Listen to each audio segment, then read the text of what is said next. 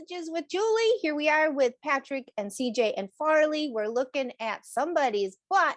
Oh, that's CJ. Yeah, she's a real calm member. She's a real sensitive soul. So if you're joining us for the first time, I'm an animal communicator. I feel, because I'm an empath, so I feel what the animal feels, and then I hear them in English or German or Spanish, and then the animal and I talk. So I'm the bridge between the animal and the human. And what the animal is interpreting and how they're interpreting it is not always what the human thinks. And why the human is doing something is not always what the dog thinks or the animal. So many problems are solved just by having that conversation with the animal. Oh, there's Farley. Hi. They come to the show every week. They're like, yay. So yeah, this week dogs were coming to me like crazy. So I was going to one of my own appointments for my own body, and there's a dog that lives on the premises, and it's a black lab. And so he had been trying to get my attention, but he's on owner's voice command, right? So the door was cracked open about this much to his door, like a little bit. Now I was walking past it, and then I see the black nose, and then he made the door open wider, and he didn't leave his area, but he was like looking right at me. You know how they do that? They're like, they look right at you. And I'm like, hey. And he's like, I gotta talk to you. Are you talkie lady? I'm like, yeah. He's like, I gotta talk to you. I'm like, well, I have an appointment. Can you talk to me while I'm at my appointment? He's like, okay. So what he was talking to me about was too noisy in there. TV was too loud. And yes, he was living with somebody, I think over 70 years old, and the TV plays 24/7. So he gave me a new process. I can't remember the first word, but it's like repatriate, something auditory. So it helped to repair the auditory because their hearing is so much better than ours and the humans. So that loud TV was hurting his ears. And then the person was a cigarette smoker too, like, how you doing? Yeah, can't complain. So that was hurting the membranes in the dogs, sinus cavities. So we did some cosmic Botox for the sinus cavities, and we did that blah blah blah blah auditory for him, and then he was fine. And I said, do you have anything more to say? He's like, no, okay, bye. So as these guys, they begin to recognize me, like I'll be driving in my car and there'll be a pug like being walked on the sidewalk, but he's pulling towards the street. Like he's on his leash being walked by his person, but he's pulling towards the street. He's looking right at me, and it's like, the person is like, what are you doing? So there's only a few of us. There's only a handful of us that can hear the dogs. And they have stuff they want to say. And then, like I said, it's easily solved with body processes. We solved the two issues that his name was Echo. I asked the people in the building and they said, oh yeah, that's Echo.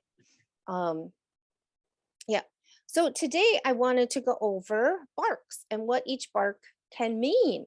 So we've got imagine three little houses in a row, three little dogs, each about 10 pounds, each barking at somebody walking on the sidewalk. Okay. So 3 homes, 3 dogs, 3 barking. Okay. Each had a different message. So this actually has happened. I'm not making this up. So the first one named Daisy, and she's a little black, I don't know what, thin, high pitched bark, where she would actually bark and it would hurt her own ear and then she'd shake her head.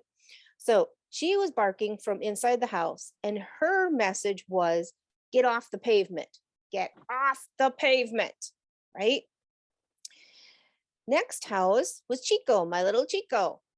And he was barking at the person walking on the sidewalk, but his bark meant, I see you and like, I acknowledge you. Like, I see you, I acknowledge you. He would say, nobody is going to be marginalized on my watch. He had been marginalized as a dog, kept outside, not always fed, not always watered, not just like broken heart. He had a broken heart because He didn't have much of a pack. So when he got into a suburban neighborhood, then anybody he saw, any dog, he would bark to acknowledge them. I see you, you mean something. Now, the barks sound the same to the human ear. Daisy's bark, Chico's barks, they're each coming from a little dog. So they're each high pitched and they got those thin little legs. And they, when they bark, their whole body jerks, right? Next house, third house. This Lenny is his name. The third house, his name is Lenny. And he's another little dog. And he's barking from the back of his sofa from inside his house. And his bark is that somebody's out there. It's his job to alert his people that somebody is out there. So he would be barking, barking, barking, doing his job. And when I would say, oh, thank you, Lenny, thank you for letting us know, he would stop barking. When I'd say to Chico, thank you for acknowledging them, they feel acknowledged, he would stop barking.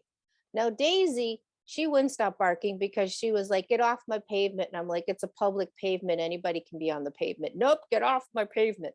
That bark I wasn't able to do anything with.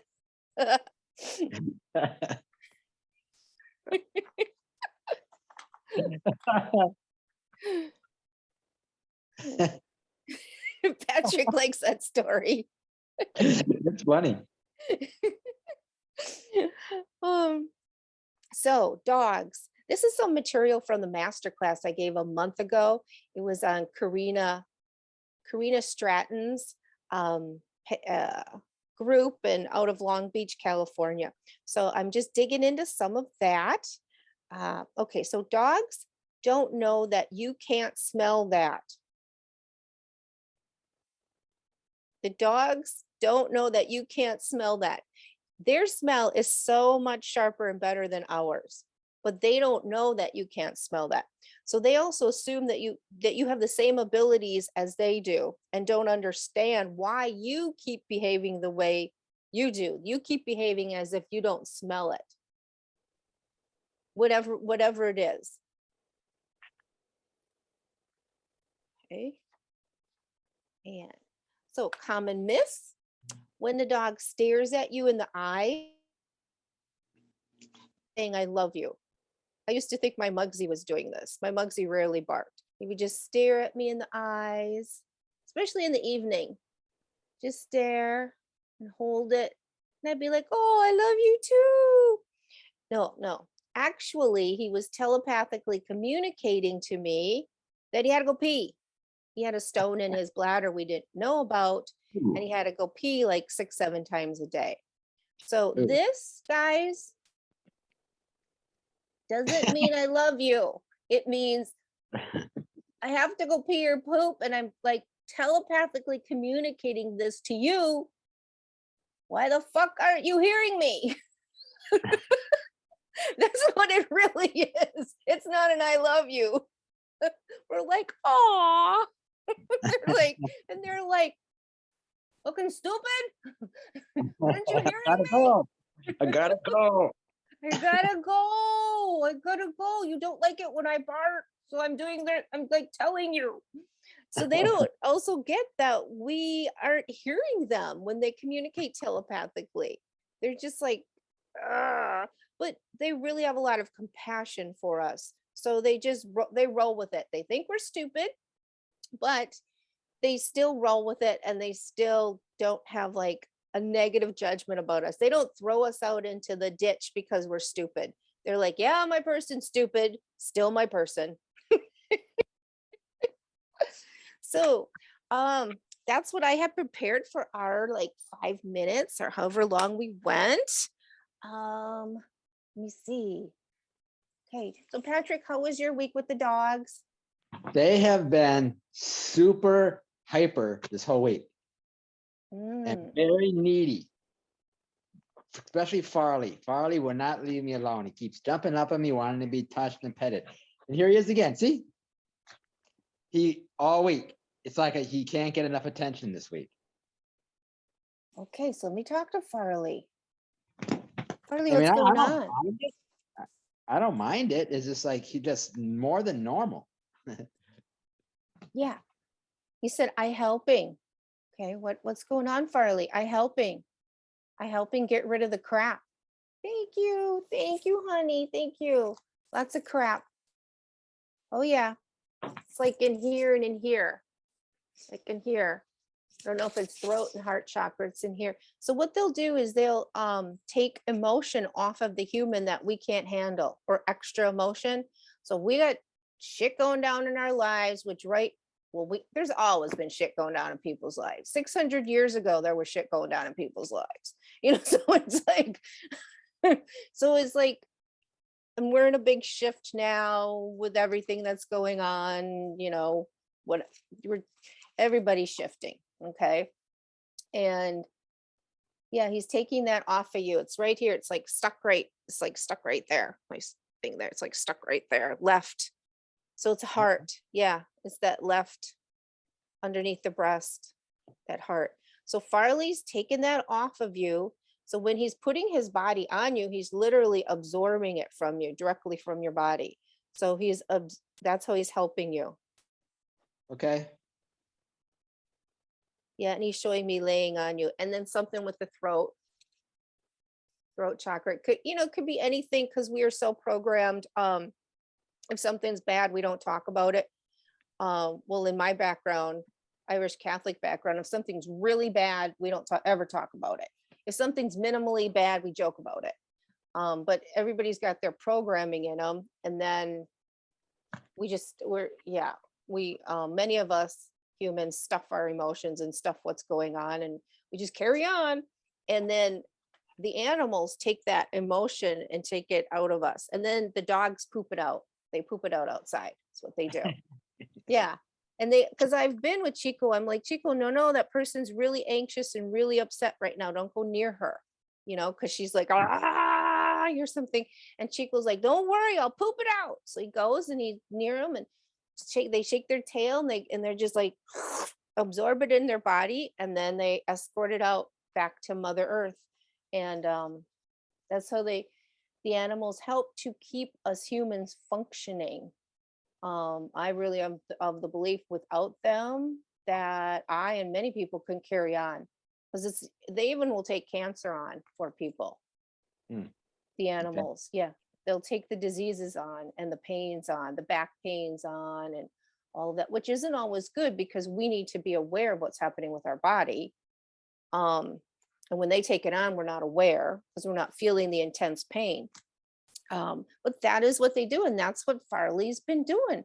So whatever shitstorm's been going on, Farley's been like. It seems like it's more about him, because it's like scratch me, he pet me, and it's just like, it does seem that way, doesn't it? It's all about him. It does seem that way, doesn't it? They're sneaky, but he wants you to touch him. He said, no, I don't feel anxious. He wants that touch, and then he's pulling the crap off you. It's the same thing when cats come by you, and they'll like rub against you, or sometimes they lay around the neck and shoulders on people. They're pulling crap energy off. That's what they're doing. Okay. Mm-hmm. And it seems like, like he's being more needy. Yeah. And I just asked him, do you have any medical issues with your body? Nope. Okay. Because sometimes when animals are more needy, they've got, for example, a kidney infection, or something is wrong, and that's why they're laying on you so much. But he's not ill. It's no, he doesn't seem ill. He just seems like he just wants to be petted, like this, like he can't get enough of it. So yeah, and he can't. He can't get enough of it. Yeah. He still is in that puppy mindset. He's only 14 months old, so 14 months? Yeah, 14 months. He's still a baby.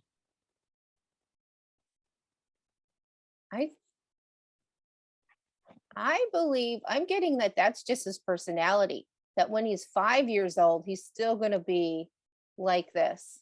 Yeah, well, that's okay. That's his personality. He's just like, party's here. Farley's here. Time to party. Get the balls. Whoop, whoop, whoop, whoop, whoop. His name is Farley. He's named after Chris Farley. So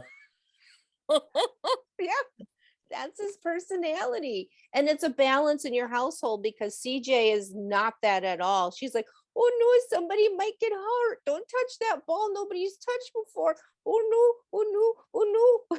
She's got the opposite personality. And Farley's like, woo, woo.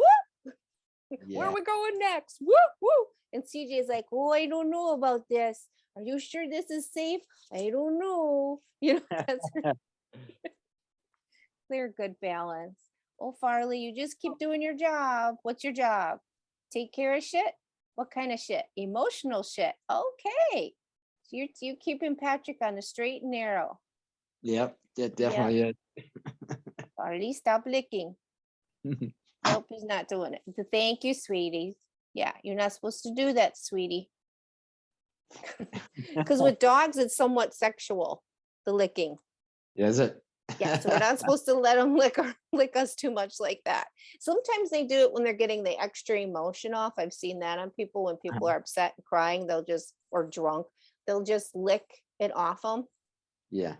I thought they liked the taste of the skin because the skin is salty, so I thought maybe he just liked the taste of the skin. Well, they like the salt, but also like, a trainer told me it's sexual. Don't let them do that. So, because they get a little bit turned on.